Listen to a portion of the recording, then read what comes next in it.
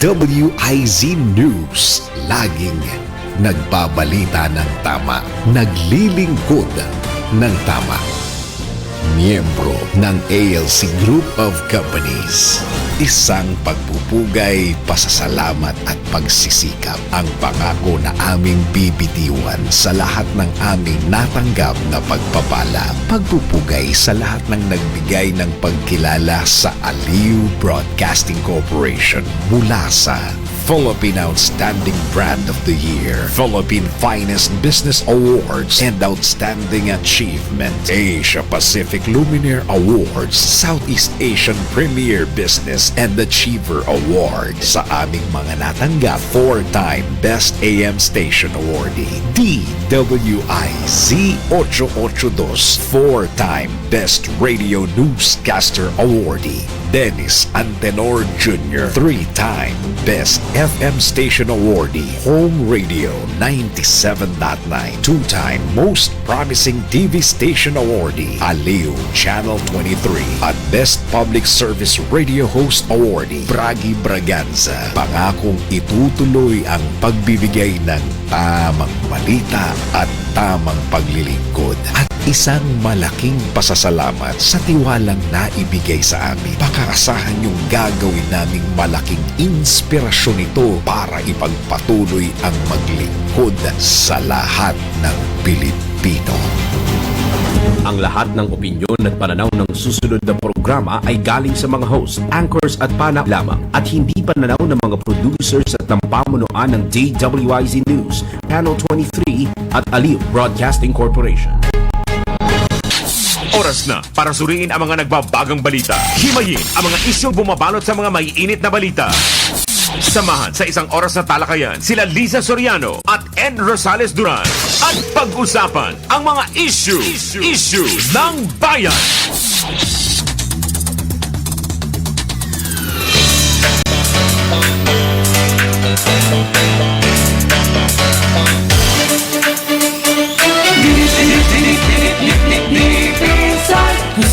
Gusto kita, gusto kita. Minamahal kita, minamahal kita.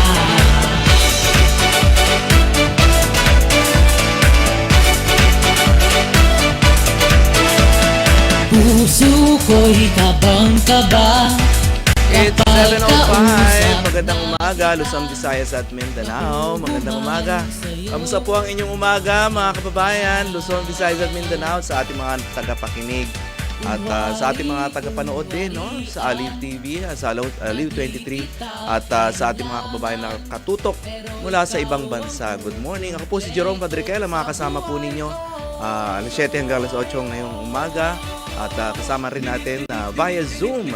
At via Zoom si Sir Ed Dural at ating kasama si Mama Liza Soriano. Mapapanood po ang Isyu ng Bayan dito sa DWIZ. Mapapakinggan via website www.dwizam.com. Download lamang po ninyo ang DWIZ app sa iOS at Android phone. Live rin po kami mapapanood sa DWIZ 882 Facebook page and YouTube channel. Huwag pong kalimutan mag-follow, subscribe, like, share, and comment. At tayo po'y napapanood kung gusto po ninyo mapanood kami sa TV, no? Meron po tayong Digital Free TV Aliw Channel 23. Meron din po tayo dyan sa Signal, Sulit TV, Satellite, TV Plus at GMA for the Box. Papasukin na po natin ang ating mga kasama sa Isyu ng Bayan, si Ed Dural at si Liza Soriano. Ed, magandang umaga sa iyo.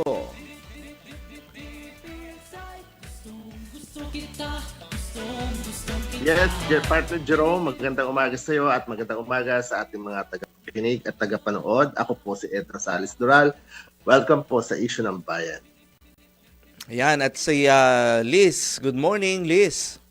Liza Yes, Soriano. magandang umaga, partner Jerome. Magandang umaga po sa ating mga tagapakinig. Araw po ng Sabado, samahan niyo po kami sa isang oras na talakayan, paghimay na mahalagang usapin dito lamang po sa Isyu ng Bayan, sa DWIZ. Ako po si Liza Soriano. Ayan, mga kababayan, tutok lang po kayo dahil meron tayong mga papag-uusapan Una po dyan ay ang sa DOST, the Department of Science and Technology.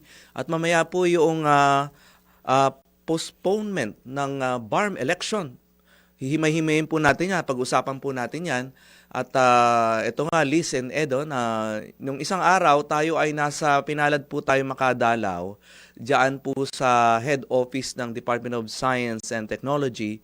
At tapoy sabihin natin na-impress doon sa kanilang pinakita sa atin. At panahon na para malaman ng mga kababayan po natin yung kumbaga yung mga latest po sa kanilang mga research, no? At dahil dyan, ininbitahan po natin sa ating programa si Ma'am Claire M. Gasias, no? Siya po ang Science Research Specialist 2 ng DOST. Good morning po sa inyo, Ma'am Claire. Good morning! Isang makaagham na umaga sa inyong lahat, sa ating mga hosts, Sir Ed, Sir Jerome, Miss Lisa, and sa inyong mga tagapakinig at tagapanood. Ayan, opo. At Ed, doon sa ating visit sa DOST, sabi ko, ang daming mga ideas na pwede nating pag-usapan. At Ma'am Claire, konting background lamang po. Ano po ba yung inyong ginagawa as bilang isang science research specialist? Well, actually po, ang ahensya po ng Food and Nutrition Research Institute under the Department of Science and Technology, sila po yung kumukuha ng data regarding sa nutrisyon o kalusugan, status ng kalusugan ng ating mamamayan. So, meron po kaming National Nutrition Survey at based doon, nalalaman namin yung mga kakulangan ng ating mga kapwa. Like, meron pong data na kulang sa nutrisyon, particularly merong mga underweight at meron ding sobra sa nutrisyon, overweight, or merong mga specific na kakulangan sa mga macronutrients, micronutrients like iron, beta-carotene at iba pa. So dahil doon, alam natin na may kakulungan, iniisipan din po ng Food and Nutrition Research Institute kung paano ito ma-address. So, particularly sa akin pong division, nagde-develop po kami ng nutritious food para po maging accessible sa ating mga mamamayang Pilipino. So, either we partner with technology adapter, business, yung mga nagmamanufacture po ng food, pagpapartner kami sa kanila para ma-adapt nila yung nutritious food. Or pwede rin naman po sa mga ahensya ng gobyerno nagbibigay po ng feeding or nagde-distribute ng mga food for those with special nutritional needs. So, sa akin pong section unit, Sensory Evaluation Laboratory, ito po yung isa pong step sa product development namin na kinukonsulta natin ang ating target na consumer.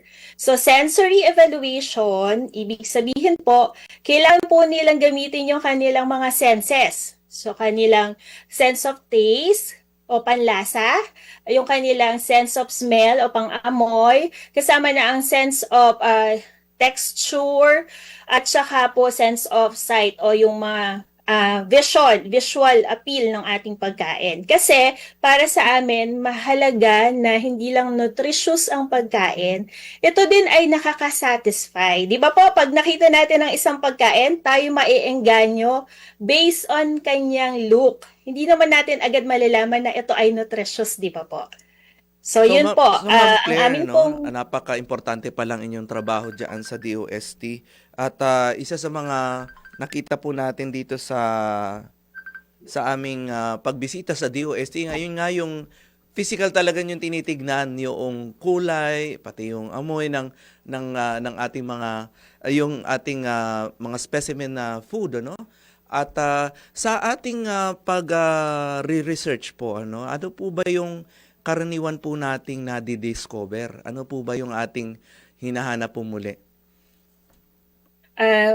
Unang-una sa sensory evaluation laboratory, kapag po hindi proper ang condition for evaluation, minsan distracted ang ating mga sensory panelists. So ang tawag po namin dun sa mga nag-evaluate ng product ay sensory panelists. So kaya meron po kaming facility o laboratory na controlled yung environment. So meron din po particular na tanong tungkol naman sa overall acceptability. So dito naman yung sariling judgment na based on their overall liking, kung meron po ba silang sobrang pagkagusto dun sa product or medyo hindi gusto. So iba-iba po yung judgment ng bawat isa. So mahalaga po na kapag po may session or evaluation po tayo, ma-invite po natin yung iba't ibang representative based on gender, based on age, and pwede rin po kung makakapunta pa outside FNRI based on location or regionality. Yes, Ed. Yes, ma'am. Tatanong natin, Partner Jerome, kung ano po ba yung procedure para sa mga interesado na mag-avail nitong inyong program and services. Unang-una po sa lahat ay pwede po kayong sumulat sa aming tanggapan, address to our director, Attorney Luciden Ras. So, doon po sa sulat ay ipahayag nyo po yung inyong intensyon na gusto nyo makipag-partner or gusto nyo pong magpa-assist dahil marami din po sa aming ahensya ang mayroong expertise on product development at saka po mga food technology. So matutulungan niya po kayo kung halimbawa wala pa po kayong idea kung saan magsisimula, pwede po kayong magkaroon ng consultation meeting, and then kung alam niyo naman po na gusto niyo talagang alamin ang lagay o ang acceptability ng iyong product, dumiretso na po kayo sa aming Sensory Evaluation Laboratory. Dalhin niyo po ang inyong produkto at yon, maari na po nating i-schedule ang pag-conduct ng sensory evaluation. So, pagdating naman po sa inyong proseso, nabanggit nyo kanina, human sensory, at gumagamit tayo ng ating pang-amoy, panlasa, lahat na panlasa, at yun ang napaka-importante. Pagkatapos po ng ma-process nyo na ito, ano pong recommendation ang inyong ibinibigay?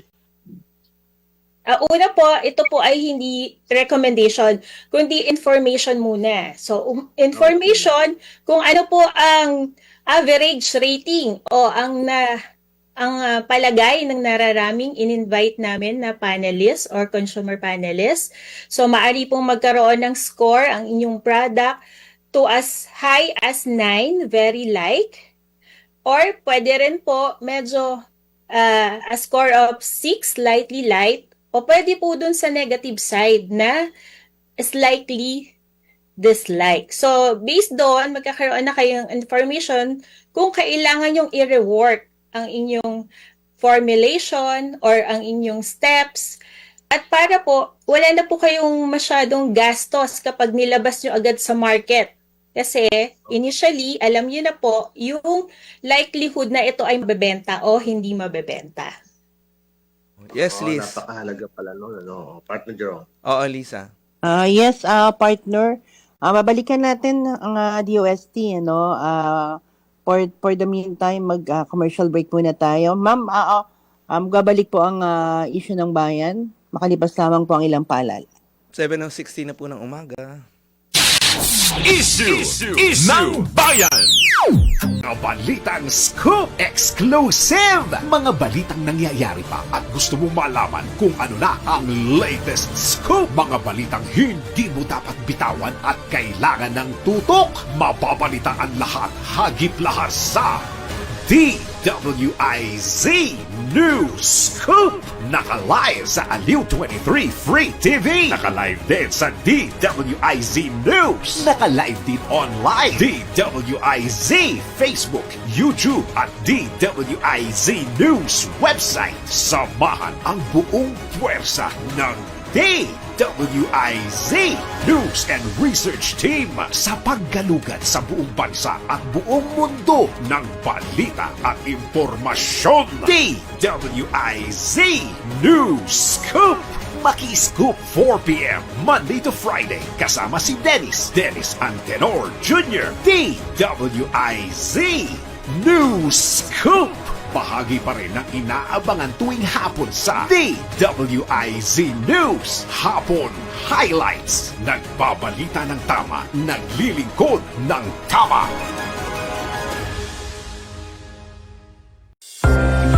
Kayang-kaya mo ang kahit na ano kung ikaw mismo ang gagawa nito. Let's learn new things sa DIY Do It Yourself. Nadismaya ang ilang mga netizen nang i-anunsyo ng social networking site na X na papayagan na ang mga X-rated o adult content sa kanilang platform. Ikinabahala ito ng nakararami dahil maraming bata ang maaaring ma-expose rito. Kaya narito ang simpleng steps para makaiwas sa mga sensitibong larawan o video. Una, ilagin mo ang X account sa iyong browser. Ikalawa, pindutin mo ang settings and privacy at itap mo ang privacy and safety na option. Ikatlo, sa activity category, tumungo ka sa content you see tab at i-uncheck mo ang box sa gilid ng display media that may contain sensitive information. Kung sakaling meron pa ring makalusot, subukan mong i-add sa muted words ang terms na merong kinalaman sa mga sexual na bagay. Gets mo ba? Sige nga, do it yourself! Nakaaway mo ba ang boss mo dahil sa isang bagay na work-related? May issue ka ba sa kumpanya na work-related at di mo alam paano i-handle? Kung problema mo ay work-related, kinig, nood at follow na sa DWIZ Work-Related. Kasama ang motivational speaker ng Pilipinas, si Lloyd Luna at ang kanyang mga expert na mga bisita sa DWIZ Sabado 3 p.m.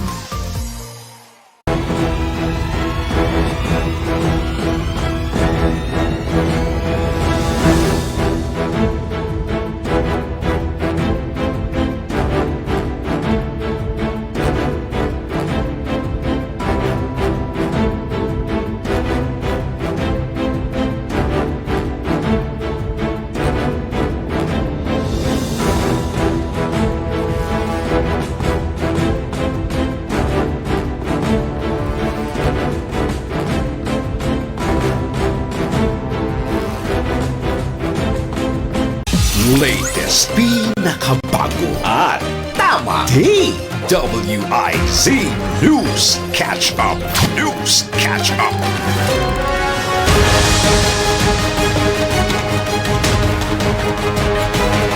Pilipinas, narito ng mga tamang balita sa oras na ito. Sinailalim na po sa state of calamity ang Iligan City dahil po sa epekto ng pagtama ng bagyong Basyang.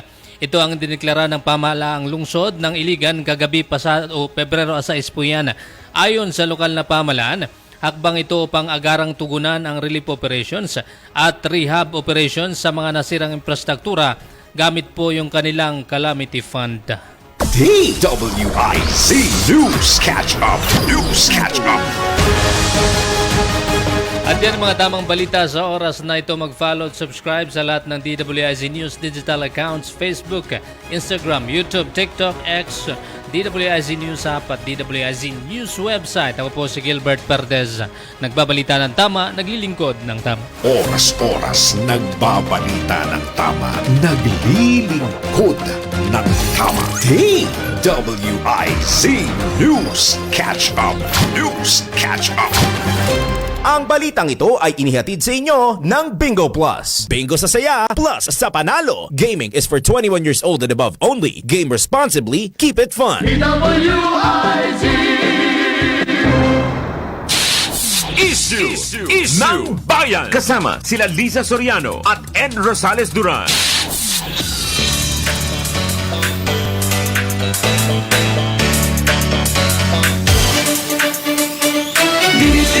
Nagbabalik po ang issue ng bayan dito sa DWIZ. Makakasama naman po natin ngayon sa ating communication, no? Sa ating linya ng komunikasyon si Ma'am Samira Gutok. Babalikan po natin ng DOST mamaya. Pero pag-usapan muna natin yung epekto ng postponement ng BARM election. Sa linya po ng ating komunikasyon si Ma'am Samira Gutok, isa pong environmentalist at Marawi Peace Advocate. Magandang umaga po sa inyo, Ma'am Samira. Magandang umaga. Assalamualaikum. Okay ba audio po? Yes, ma'am. Opo, we can hear you well. Opo, dito kami sa Baha area kasi sa Iligan City, Aha. 14 barangays Ay, oo. affected, pero thank God, no, nakasurvive po yung maraming kamag-anak po. Opo. Ma'am Samira, ano po yung masasabi ninyo about yung postponement po ng BARM election? At ano po ang epekto po Oo po. nito? Yes, Ed, Jerome, napaka frustrating para sa mga ibang civil society organizations, pero bilang isang former ARM sectoral rep, BTC Commissioner Bangsamoro, Commissioner, ay nakikita ko po na yung readiness natin bilang mga kababayang Pilipino, kalamidad, gera, araw-araw, rido, patayan, ay isa pong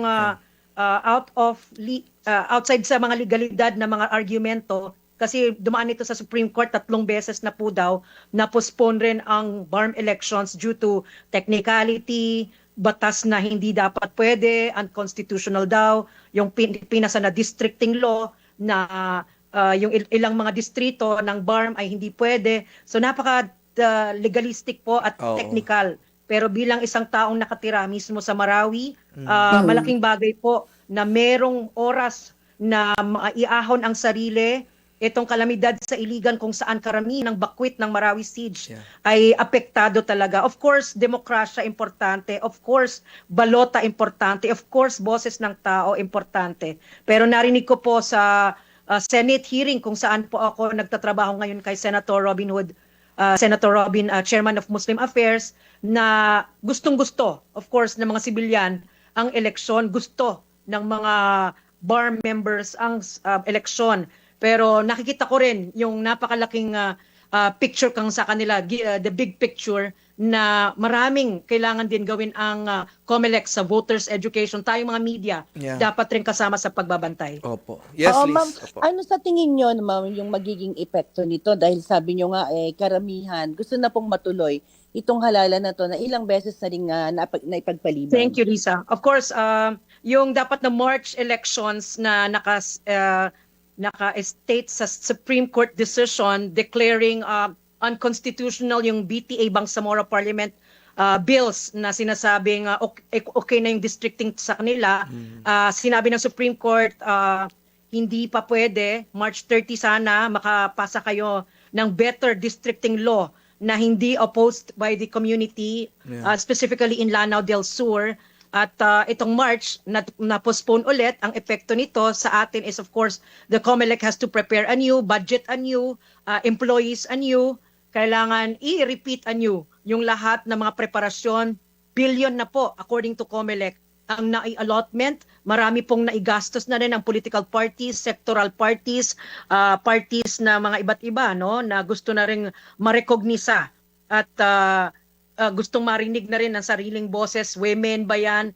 Kabataan ba yan? Kristiyano man yan? Sa isang predominant ng Bangsamoro Muslim na rehiyon. Pero as an outside observer nga, bilang isang nagtatrabaho na nga sa Senado, nakikita ko rin yung practicality na tingnan lahat ng factors affecting elections, preparedness, readiness, voters education, ready na ba ang media magbantay, may kapayapaan na ba, at baka magpatayan pa tayo lalo dahil sa eleksyon. So, ang ano dyan, ma'am, di ba, kinakailangan pang dumaan yan sa both houses of Congress kung kailan Yes, Lisa. itatakda ang halalan.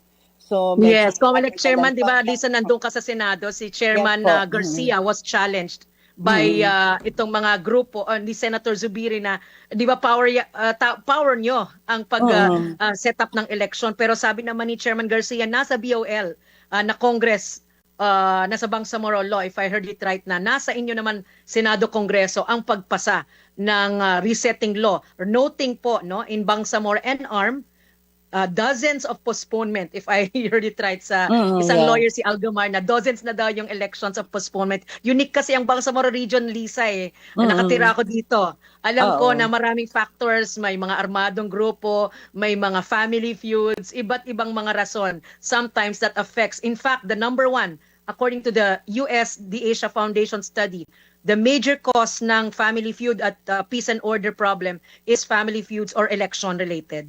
Ayun. Napakahirap. Totoo. So, ma'am, hindi pa natin ina-expect this year magkakaroon ng halalan, ano? Mukhang malabo pa. Ma'am Lisa, according to the Senate hearing of was it Thursday, we were Yeah. there, mga BARM MPs, nandun po kayo, nagbantay kayo with Senator Zubiri JV and Lauren Legarda. Senator Robin po, my boss, had to be in Palawan for an ancestral domain hearing, yung mga eviction ng mga iba't ibang tribo doon, mga Muslim din, ay kailangan po within the year, September would be practical. September would be a practical date for the resetting of elections at baka May, hindi na kaya. Kasi kailangan ng window po ng 120 days. 120 Okay. days to prepare ballots, correct districting. Meron pang Udin Ampatuan, or sorry, Udin Sinsuat Town issue na kung ma-approve, may batas na lokal or may batas po on this municipality na baka maidagdag or something, maepekto po yan sa districting na naman daw, sabi ni Chairman Garcia, kasi magpa-plebiscito daw sila.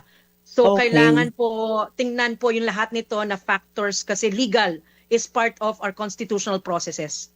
At hindi rin po napapag-usapan yes, din na Lisa, yung malaking gastos ng postponement.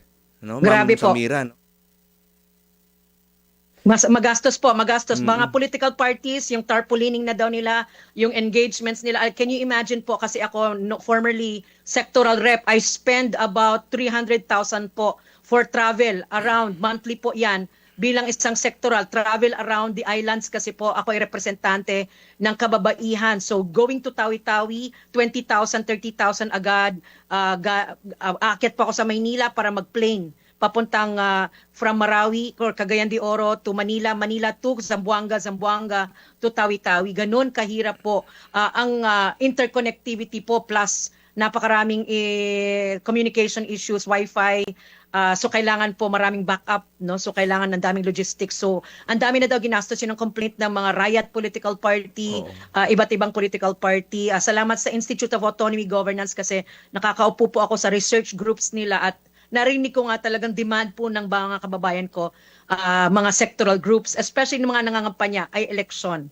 As an outsider, voice ko po, isa lang naman po ako bilang taga-Marawi na babaeng leader, nakita ko po merong pros and cons na ituloy agad ang election. Yes. Merong appointive na mga BTA ngayon, parliament members na ginawa na nila yung 5 batas, education code, civil service code, election code, maraming gagawin na code para po yung mga teachers, 30,000 of them, ay mabigyan ng tamang sweldo, etc. So, so many things to look at, Ma'am Lisa, Jerome.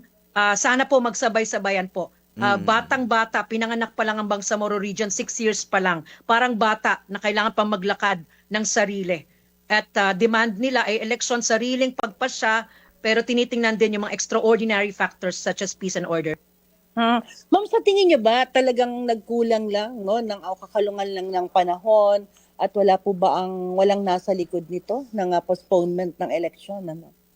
Well, the MILF, no, who we hold in the BOL, Bangsamoro Law, as sabi sa parlamento daw, nasa batas ng BOL, MILF-led dapat ang parlamento. Pagre-respeto po sa na revolutionary organization, nagbigay buwis-buhay ng 30 years for the revolution of the Bangsamoro para makilala na hindi po sila hindi sinakop na itong rehiyon ng mga Espanyol 600 years ago. So kung meron mang kamay na ayaw magka-eleksyon, ay sinususpecha ba Malacanang ba yan, sinasap Lagdameo ba yan, or advisor Galvez, presidential advisor ba yan na may impluensya daw sa Bangsamoro government, ay hindi ko po masasabi yon. Again, elections is a bedrock, sabi nga, of demokrasya. Dinidemand ito ng mga lawyers, dinidemand siya ng demokrasya. We hope na mangyari soon, ASAP, no? Ayan, hari naman matuloy na yung halalan dyan. Partner Ed, may katanungan ka kay Mamira. Pahabol lang natin, Partner Lisa, kay Ma'am Thank you, Samira. Eduardo. Hi po. Yes, ma'am, good morning. At Good morning naintindihan po. po natin na ang dahilan po ng pagtawag ng COMELEC sa postponement ay yung short period na hindi na nila kaya magprepara. At 120 para days. ko ay reasonable naman. Ano po? 120 days. May mga publication requirements pag may batas eh. So, ang dami mga legal requirements. Okay. So, dahil po dyan, siguro may intindihan naman yan ng ating mga kababayang Muslim dahil yan ang goal naman talaga, magkaroon ng isang pamahalaan na aayos sa sitwasyon diyan po sa inyong lugar. Sana po, sana po. At again, malawakan sana ang pagbantay ng media at pag-assist po sa amin in voters education. Lagi po yun ang aking walang sawang reminder na bondohan ang voters education sa rehiyon na wala kaming education na mataas. Oo. Oo. Kumustahin na rin natin mga partners dahil nasa Iligan ngayon si Ma'am Samira. Ma'am, kumusta po ang sitwasyon dyan? Alam naman natin na talagang hinagupit sila, no? Ng bagyo. Diyan po Yes sa... po, pagpupugay po sa mga volunteers, gobyerno, disaster risk officers at mga taong walang humpay na tumulong. Kayo ay nagdo-donate, napakaraming nananawagan for donation drive para sa mga hundreds of houses, if not 1,000. Yung mga nasiraan na talaga ng gamit, wala na po. Yung mga gamit nila, in a blink of an eye daw, nawala na lahat ng kagamitan nila dahil sa basa at naiahon sa tubig, kasi sendong po ito yung area po na 20 years or so na sendong calamity, the worst calamity in Mindanao is Iligan. At sabi ni Mayor Xiao, parang kasing ganon, pero hindi naman thousands ang namatay, kundi mga bahay talaga ang nag-suffer po or yung mga kagamitan. So tabi po kami ng mataas na tubig. Hindi naman umakyat po as in sendong, pero nakita po namin na yung bridge ay nahirapan. Talaga ito yung main bridge, one bridge that connects all. So yung mga bahay dito na umakyat hanggang second floor, yung tubig ay talaga naman nahirapan yung mga bata, nasiraan yung mga kagamitan nila. So nasa evacuation centers po yung mga kababayan namin, mga kamag-anak namin, at yun nga, nananawagan ng tulong. With that, Ma'am Samira, maraming salamat po. Thank you very much, ma'am. Maraming salamat, DWIC family. Assalamualaikum. Happy Ramadan po. Next week na po, February 16 na po. Malapit na po ang Ramadan. Thank you so much po. Thank Good you morning very much po. Ingat po Morning dyan, po. Ma'am. Opo. At yan po si Ma'am Samira Gutok, isa pong environmentalist at Marawi Peace Advocate. Pinag-usapan po natin yung postponement po ng BARM election. 7:34 na po ng umaga, magbabalik po ang issue ng bayan. Issue ng Bayan. That time.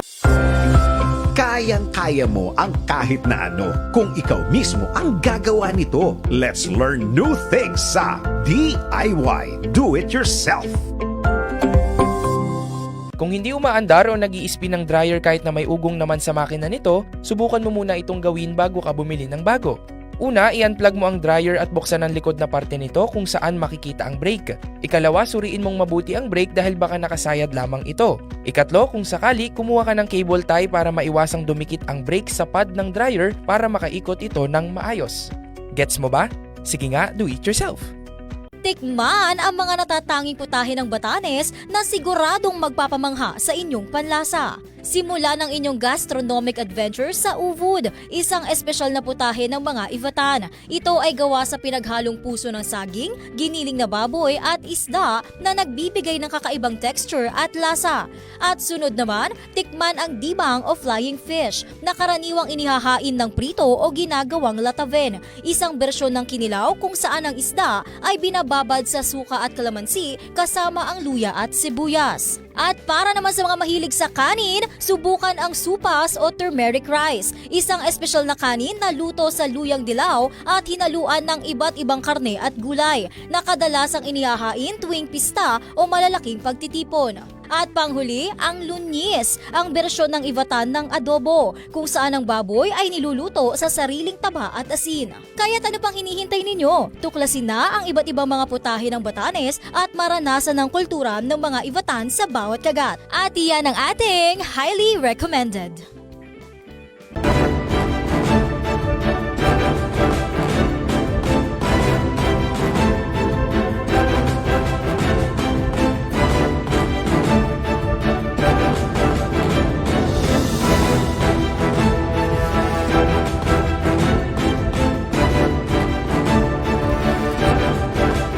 Bayan. Kasama sila Liza Soriano at N. Rosales Duran.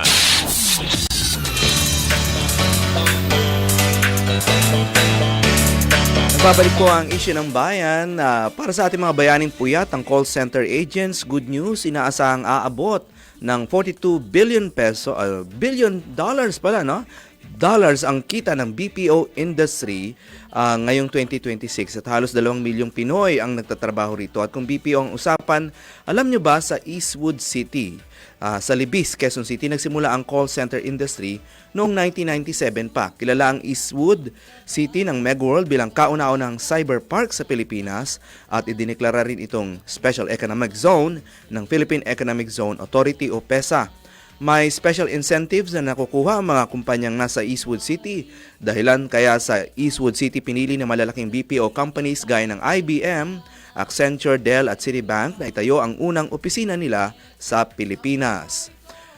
Sa Palawan naman po, at kung kayo po ay napapagawi dyan sa bandang Palawan, alam na ba ninyo na meron pong 2 township ang Mega World doon sa lugar na yan dahil nais dalhin ng Baytown, Palawan sa Puerto Princesa ang saya at kulay ng Forbes-Town BGC na tinatawag nilang Last Ecological Frontier ng Pilipinas. 6 na hektarya itong lifestyle at tourism destination na magkakaroon ng upscale residential condos, commercial areas, restaurant shops at open spaces. Samantala sa San Vicente naman, matatagpuan ng Paragua Coast Town, isang 462-hectare sustainable ecotourism community na nasa mismong Long Beach, ang pangalawang pinakamahabang white sand beach sa buong Southeast Asia. Mahigit 15 kilometers po yan para ka naglalakad mula Arcobia City sa Pasig City hanggang sa Naiya, Pasay City. Pero imbis na kalsada po, pino at puting buhangin ang dadaanan mo bilang isa sa townships ng Mega World. Abot tanaw din nito ang ilang key establishments, kabilang na ang San Vicente Airport. At para sa mga mahilig po na maglaro, no? Sa mga upang sugpuin ang lumalalang kaso ng illegal online gaming sa bansa at protektahan ang mga manlalaro laban dito, inilunsad ng Philippine Amusement and Gaming Corporation o PAGCOR ang PAGCOR Guarantee website. Maaaring i-check ng publiko ang nasabing website kung lisensyado at sa nasabing website kung lisensyado at lehitimo ang isang online gaming site bago sila maglaro o magbayad. Regular na ina-update ang website at may direktang link ito sa mga lisensyadong gaming platforms. Ayon kay PAGCOR Chairman and CEO Alejandro Tenco, matutulungan nito ang publiko na makaiwas sa panlilinlang habang pinoprotektahan ang kanilang karapatan bilang manlalaro. Paalala pa ni Tenco na maging mapanuri sa bawat online gaming activity na sasalihan sapagkat dumarami na po ang mga reklamo hinggil sa illegal na gaming sites na hindi nagbabayad ng panalo. Saklap naman nanalo ka pero wala naman yung premyo. Para sa karagdagang impormasyon, bisitahin ang www.pagcor.ph/pagcorguarantee. Balikan po natin ang ating guest na si Ma'am Claire Gacias.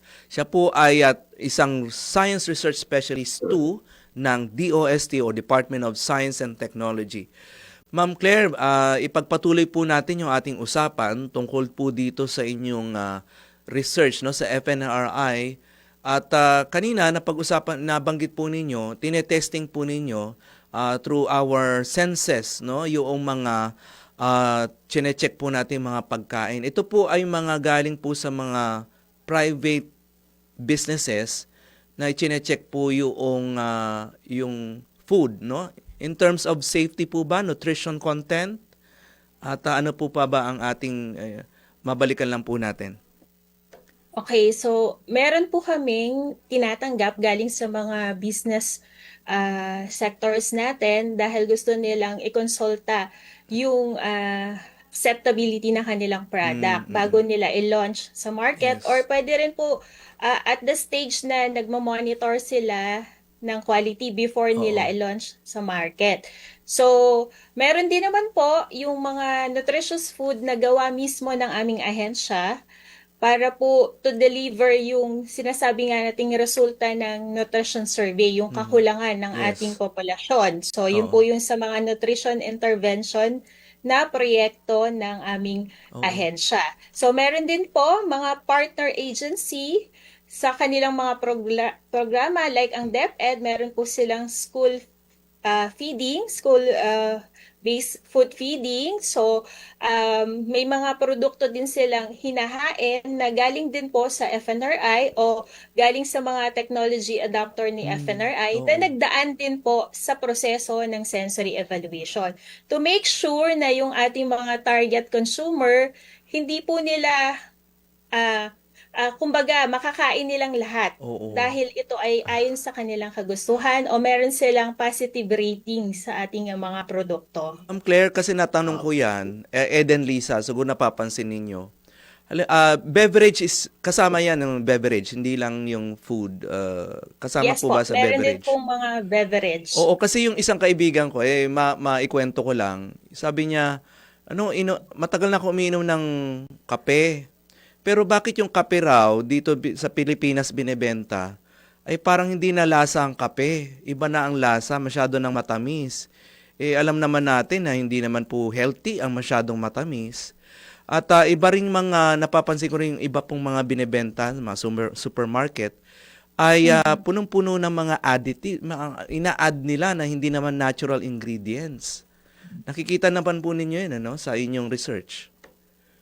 Yes po, but Sir Jerome, lahat po ng produktong nasa merkado, as long as ito ay dumaan sa ating Food and Drug Agency, ibig sabihin ito ay may assurance ng safety. So yung mga additive, meron po tayong mga tinatawag na generally accepted as safe. So doon naman po sa amount, sila po ay sumusunod din sa recommended na limit. Opo. Ngayon, para naman po sa ating consumer education, meron po tayong food label na magsasabi kung gaano na karami ang sugar na kanilang i-intake by just taking one serving of this yung nabanggit nyo, mga 3-in-1 coffee. So dahil po din sa meron tayong pagkakaiba-iba in terms of our likings, lumalabas din, Sir Jerome, na meron affinity to sweet food ang ating mga Filipino Sweet tooth nga ang Pilipino, consumers. Yes po. So, pwedeng dahil doon, but hindi natin pwedeng i-generalize. Yeah. Kaya din po ang ating mga business owner, nagde-develop din sila na yung pang customize.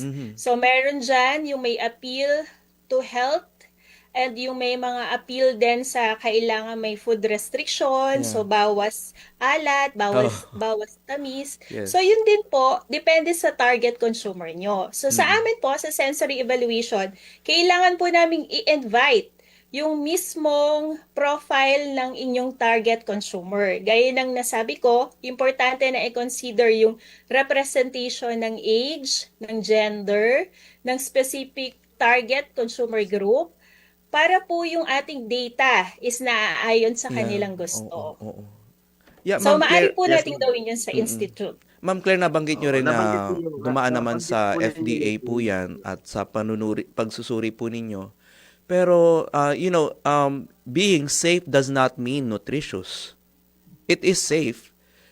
Diba? So, safe lang, pero sa kalusugan, ano ang naibibigay naman nito? Nagbibigay po ba kayo ng parang, okay, this ingredient, meron kaming ingredient na pwedeng ipalit nito which is better than the original ingredient. Do you give recommendation? Yes, meron pong mga studies din sa FNRI na nag-develop ng mga, yung tinatawag po nating substitution, fortification.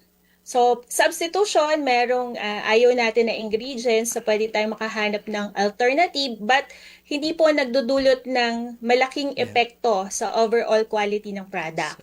So, Sa taste, sa ating sensory siguro. evaluation, pwede rin natin yung mai-test. So, parallel, pwede yung may change at saka yung original formulation.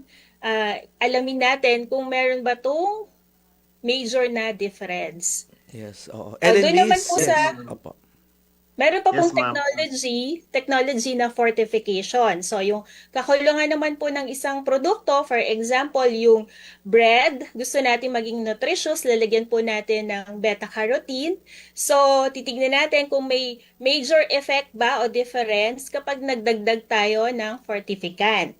So, generally, para hindi po magkaroon ng culture shock ang ating mga consumer, dapat wala pong pagkakaiba. At dapat mas improve yung lasa or yung appeal ng ating product para mas mahihikayat natin silang tangkilikin ang mas nutritious. Okay. So, for the consumer education naman, pwedeng po nilang i-check yung nutrition facts na nandun sa ating mga product labels para ma-inform po sila kung ano po yung calories na tinitake nila. So, yun po yung isang way para magkaroon po tayo ng disiplina sa ating sarili na magkaroon lang ng limit kung hanggang ilang serving ang ating kakainin para po magkaroon na rin ng healthy living or healthy lifestyle.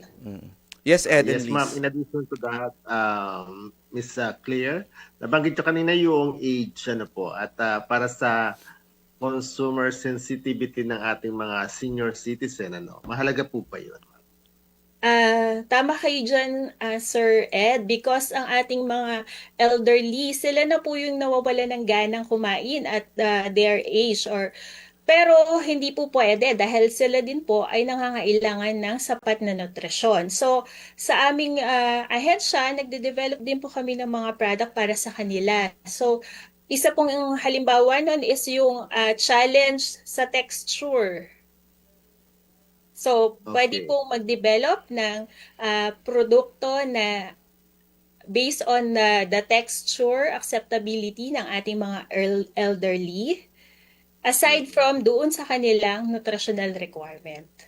One more thing, ma'am, is nabanggit nyo kanina, tama po ba na meron na kayong ready research product kung saan yung mga negosyante na pwedeng maging adapters ng product na inyong na-research ay available na?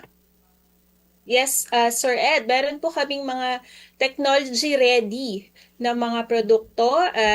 Karamihan po doon ay nasa market na, meron ng mga adapters. So kung kayo may puhunan, meron ding facility for manufacturing ito at gusto nyo yung appeal to the nutritional need ng ating mga consumer, maaari po kayong sumangguni sa aming ahensya, makipag-usap sa aming mga technology generators para po mai-adapt ang ating mga produkto. Yes, Partner Jerome, back to you. Ayan, Ma'am Claire, at yun nga, at sana nga magpatuloy po, no? At ano po ba yung mga next challenges po ng FNRI? At sa inyo, siguro dyan sa pag-testing po ninyo ng mga food products, meron po bang mga technology na pwede natin ma-enhance, ma-update, at par ba tayo sa ating mga ASEAN neighbors when it comes to testing ng food? So sa mga challenges, hindi naman po nawawala dyan. Yung technology kasi mabilis na nagbabago. So siguro yun yung isa sa challenges ang maka-adapt ang ating bansa. At pangalawa is yung suporta ng ating pamahalaan in terms of funding. Or pwede rin po yung mga private and non-government offices because the need to fund yung mga nutritious food product is nandyan po talaga dahil up to now meron pa rin tayong data ng kakulangan sa nutrisyon ng ating mga, lalo na yung nasa mga laylayan.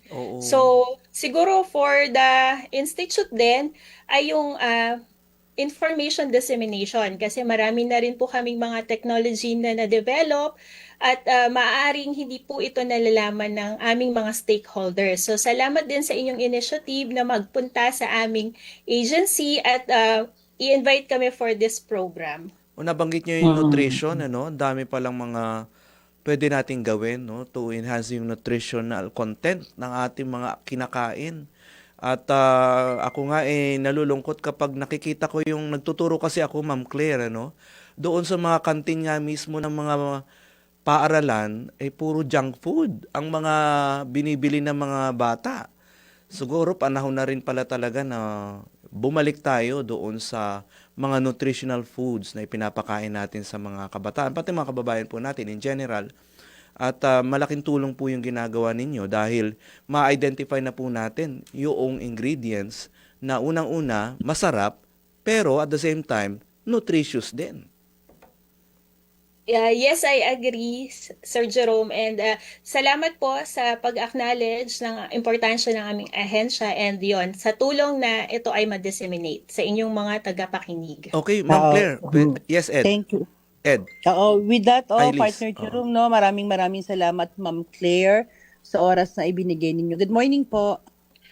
Good morning din. Thank you, Ma'am Claire. Claire Gracias, M. Gracias po. Siya po ang Science Research Specialist 2 ng DOST. Alam po ninyo, ayan, isang siguro nakakalimutan minsan natin yung usapin tungkol sa nutrition. At ako'y nababahala bilang isang magulang doon sa mga kinakain ng ating mga kabataan, lalong-lalo na ako'y nagtuturo po.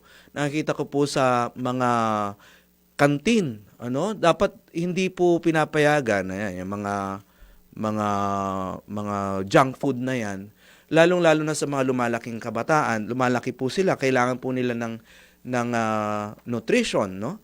At ito po ang kailangan po nating pagtuunan, kasi kapag 'di ba pag July lang naman natin napapag-usapan ng nutrition dahil Nutrition Month, ito po 'yan at malaki pong ginagampanan pong trabaho, no, na yung value ng kanilang trabaho dito sa FNRI na mabigyan po ng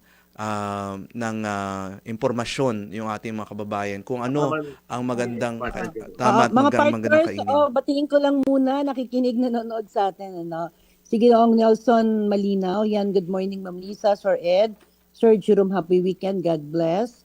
Kay Ginoong Nelson Malinaw pa rin, good morning, yan, minabati niya si Sis Beth Samson, happy weekend, God bless. Kay Mr. Randy Santisas, yan, siya po ay nakikinig ngayon, thank you so much.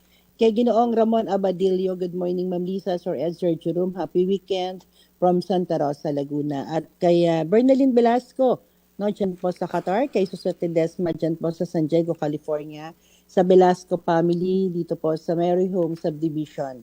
Mga partners, Partner Jerome, yung ating Mega World. O yan at bago yan, batiin ko rin muna yung aking mga co-teachers, mga fellow educators, no? Sa diyan po sa Perpetual Health College of Manila at diyan sa pamantasan ng lungsod ng Muntinlupa.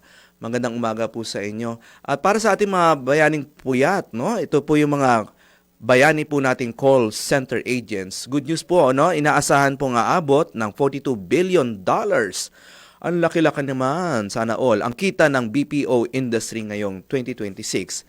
At ngayon, halos na po itong 2 milyong Pinoy ang may trabaho rito. At kung BPO ang usapan, alam nyo ba sa Eastwood City, sa Libis, Quezon City, nagsimula ang call center industry ng bansa noong 1997. Kilala po ang Eastwood City ng Mega World bilang kauna-unahang cyberpark sa Pilipinas at idineklara rin itong Special Economic Zone ng Philippine Economic Zone Authority o PEZA. Upang sugpuin naman ang lumalalang kaso ng iligal na online gaming sa bansa at protektahan ng mga manlalaro laban dito, inulunsad po ng Philippine Amusement and Gaming Corporation o PAGCOR ang PAGCOR Guarantee website. Maaaring i-check ng publiko sa nasabing website kung lisensyado at lehitimo ang isang online gaming site bago sila maglaro o magbayad. Regular na ina-update ang website at may direktang link ito sa mga lisensyadong gaming platforms. Ayon po kay PAGCOR Chairman and CEO Alejandro Tenco, matutulungan ito ang publiko na makaiwas sa panlilinlang habang pinoprotektahan ang kanilang karapatan bilang manlalaro. Paalala pa ni Chairman Tenco na maging mapanuri sa bawat online gaming activity na sasalihan sapagkat dumarami na po ang mga reklamo hinggil sa illegal na gaming sites na hindi man nagbabayad ng panalo. Para sa karagdagang impormasyon, bisitahin lamang www.pagcor.ph/pagcorguarantee. At para sa mga gustong mamasyal sa Palawan, alam ba ninyo na may 2 township ang Mega World sa Palawan, no? Nais dahil ng Baytown, Palawan sa Puerto Princesa ang saya at kulay ng Forbes Town sa BGC na tinatawag nilang Last Ecological Frontier ng Pilipinas. May 6 na hektarya itong lifestyle at tourism destination na magkakaroon din ng upscale residential condos, commercial areas, restaurant, shops at open spaces. Samantala sa San Vicente naman matatagpuan ang Paragua Town, isang 462-hectare sustainable ecotourism community na nasa mismong Long Beach, ang pangalawang pinakamahabang white sand beach sa buong Southeast Asia. Mahigit 15 kilometro po yan para kang naglakad mula Arcovia City sa Pasig hanggang Naiya sa Pasay. Pero imbis na kalsada, pinong-pino at puting-puting buhangin ang dadaanan mo. Bilang isa sa townships ng Mega World, abot tanaw din ito ang ilang key establishments kabilang na po ang San Vicente Airport. Balik tayo kay Lisa at Ed. Yes, partner Jerome, napakabilis ng oras at maraming salamat sa ating naging panauhin mula sa DOST at kay Ma'am Samira Guto. Ako po si Ed Rosales Dural, maraming salamat. Binabati natin yung mga taga DOST, Lisa, no? Kasi galing tayo ng isang araw doon. At ang dami-daming pwede nating, ang dami nating natutunan at nakita natin na ang laki ng pagkakataon na ipabalita yung kanilang ginagawa, yung kanilang research, no, para sa matulungan din natin yung mga kababayan po natin. Una, yung mga gusto magnegosyo at yung mga consumer din. Tulad ko at tulad mo rin. Okay, yes, Liz. Oo, tama ka partner, no, na yung mga gustong magnegosyo dahil lahat pwede nilang i-assist, yung packaging para mapaganda yung package ng iyong produkto, no. So yan ay malaking tulong, hindi lamang po sa malalaking negosyante, pagkos sa mga maliliit ding negosyante. Partner Jerome, pahabol natin, meron pa tayong isang Mega World. Ayan, at Mega World, ayan, may special incentives na nakukuha naman ang mga kumpanyang nasa Eastwood City na dahilan kaya sa Eastwood City pinili na malalaking BPO companies gaya ng IBM, Accenture, Dell at Citibank na itayo ang unang opisina nila sa Pilipinas.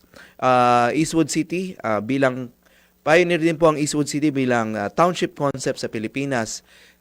Hindi lang po opisina ang makikita sa Eastwood City, ito rin ang unang township ng Mega World. Magkakatabi po ang mga condos, office towers, malls, restaurants at kung ano-ano pa. May opisina, grocery at simbahan, kainan kaya gaya po ng mga fast food, no? At nandito rin marami rin pong iba.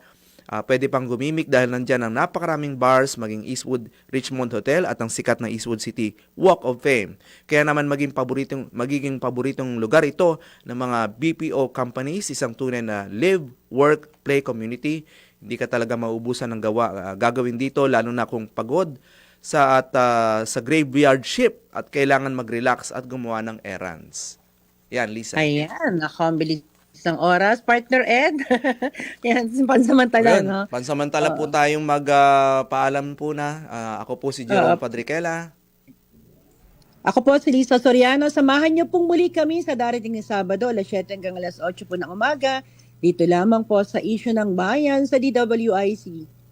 Ang tabayanan lang po. Program. Yes, ang tabayanan po lang natin ang Sapol kasama si Jaris Bondok at si Ma'am Relsa Magsumbol. Ito po ang Issue ng Bayan hanggang sa muli. Issue ng Bayan!